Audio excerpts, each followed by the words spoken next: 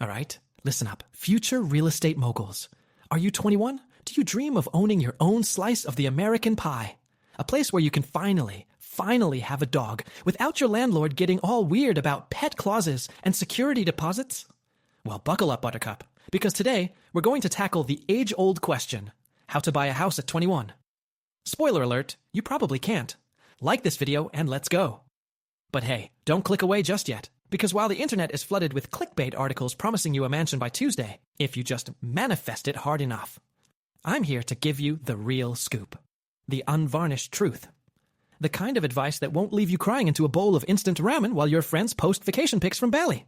So, you're 21. You've probably just graduated college. Or maybe you're still knee-deep in student loan debt, wondering if that art history degree was really worth it. Spoiler, it was if you love art history, but maybe not for a down payment. And somewhere, probably on TikTok, you saw some guru with perfect teeth and a suspiciously large watch telling you to just buy a duplex and live for free. And you thought, wow, it's that easy. And then you looked at your bank account, which currently resembles a tumbleweed rolling through a ghost town, and thought, wait a minute. Yeah, that's the moment. So let's debunk some of the absolute worst advice out there. Because trust me, I've seen it all. Advice 1, just skip your coffee. Ah, the classic. Just skip your daily latte. That 5 a day adds up. Oh, does it? Does it really, Brenda from accounting, who already owns 3 houses and a boat? Because last I checked, 5 a day for a year is 1,025, which, while a nice chunk of change, will barely buy you a fancy doormat in today's housing market. Unless that doormat comes with a fully functioning plumbing system and a roof, it's not exactly a down payment. Look, I'm not saying blow all your money on artisanal avocado toast, but if your entire financial plan hinges on denying yourself the one small joy that gets you through your soul-crushing internship, you might be setting yourself up for a lifetime of misery, not a mortgage. Advice 2, work 6 jobs. Okay, this one always gets me. Just work 6 jobs, sleep is for the weak. Yeah, and so is having a social life, mental health, and not looking like a zombie who just escaped a horror movie. While side hustles are great, we'll talk about those, the idea that you need to be working 18 hours a day, 7 days a week, just to qualify for a starter home, is not only unsustainable, it's a recipe for burnout and a trip to the emergency room for caffeine overdose. Your 20s are for building skills, making connections, and maybe, just maybe, enjoying a tiny bit of your youth before the existential dread of adulthood fully sets in. Don't spend them solely optimizing for a down payment, unless that down payment buys you a private island where you can finally, truly, relax. It won't. Advice 3, just invest in crypto. Oh, the siren song of the get-rich-quick scheme. Just dump all your savings into Dogecoin. It's going to the moon.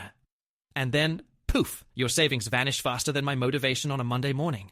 Look, I'm not saying don't invest. Investing smart is crucial. But treating your life savings like a slot machine in Vegas is a guaranteed way to end up living in your parents' basement well into your 40s. With all due respect to parents' basements, they're not exactly prime real estate. So, if those are the bad tips, what are the actual, non-soul-crushing, slightly more realistic tips? Because while buying a house at 21 is a Herculean feat for most, it's not entirely impossible for everyone. It just requires a healthy dose of reality, a sprinkle of discipline, and maybe a few tears. Real tip 1, budget, and then actually stick to it, you maniac.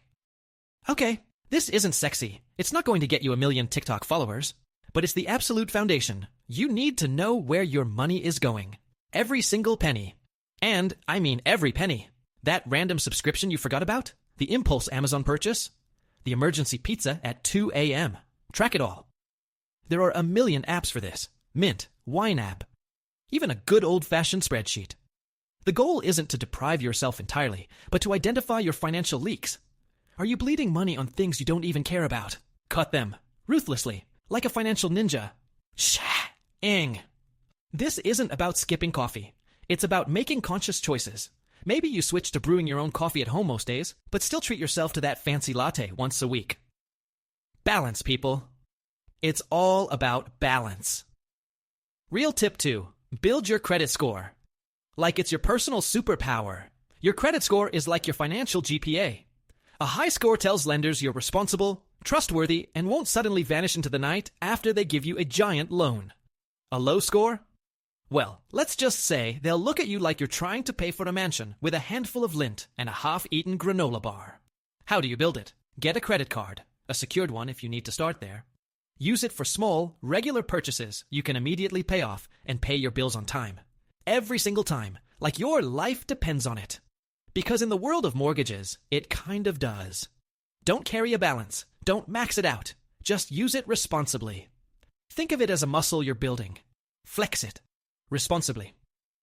Real tip 3. The power of the side. Hustle the smart kind, not the burnout kind.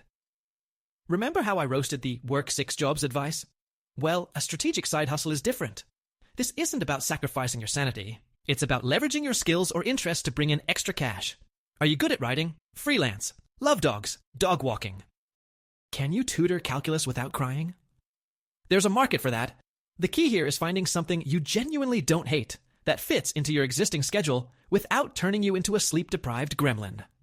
This extra income goes straight into your down payment fund, not into your daily coffee habit. Unless your side hustle is selling coffee, then by all means, enjoy your profits.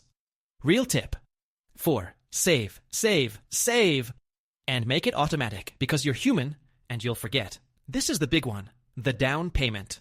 It's the Everest of your home buying journey. And here's the secret. Make saving automatic. Set up an automatic transfer from your checking account to a separate savings account every payday, even if it's just 50 or 20 or 5. The point is to make it non-negotiable. Out of sight, out of mind. You won't miss money you never saw in the first place. This is not your emergency fund.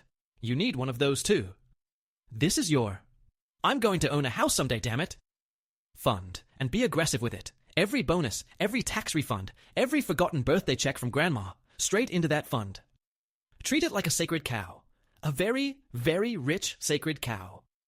Real tip 5. Research, research, research. And then research some more. Like a lot. Don't just dream about a house. Understand the reality. What are houses actually costing in your area? What are property taxes like? What are closing costs? What are interest rates doing? What's the difference between an FHA loan and a conventional loan? Knowledge is power, especially when you're dealing with the biggest financial decision of your life. Talk to real estate agents, interview a few, mortgage lenders, even friends or family who have recently bought a home. Ask dumb questions. The only dumb question is the one you don't ask. And don't forget the copy but prepare for pain strategy. Find someone who did buy a house young and pick their brain. What did they do right? What did they do wrong? And what sacrifices did they make? Because trust me, there were sacrifices. Probably involving coffee. Real tip 6. Manage expectations. You probably won't buy your dream home first. This is crucial for your mental well-being. Your first home is almost certainly not going to be your forever home. It's probably not going to have a giant backyard for your future golden retriever, or a gourmet kitchen, or a home theater. It might be small. It might need work. It might be in a neighborhood that's up and coming, which usually means currently has one coffee shop and a lot of potholes. Think of it as a stepping stone, a starter home, a place to build equity, gain experience as a homeowner, and then, eventually, sell it for a profit, hopefully, and upgrade. Don't get caught up in the Instagram perfect fantasy. Focus on getting your foot in the door. Any door, as long as it's your door. So, can you buy a house at 21? For most of us, it's a colossal challenge. It requires immense discipline, smart financial choices, and a healthy dose of patience. It's not about skipping a latte. It's about making a lifestyle shift. It's about being realistic, strategic, and resilient. But here's the thing. Even if you don't buy a house at 21, implementing these strategies will set you up for incredible financial success later in life. You'll have a solid budget, a great credit score, a healthy savings habit, and a deeper understanding of personal finance. And that, my friends, is a superpower that's worth more than any down payment. So go forth. Budget like a boss. Save like a squirrel preparing for winter. And remember, the journey to homeownership is a marathon, not a sprint. And if you need to cry into a bowl of instant ramen sometimes, that's okay. Just make sure you budget it for the ramen. Now, if you'll excuse me, I'm off to go manifest a private island, or at least a really good cup of coffee.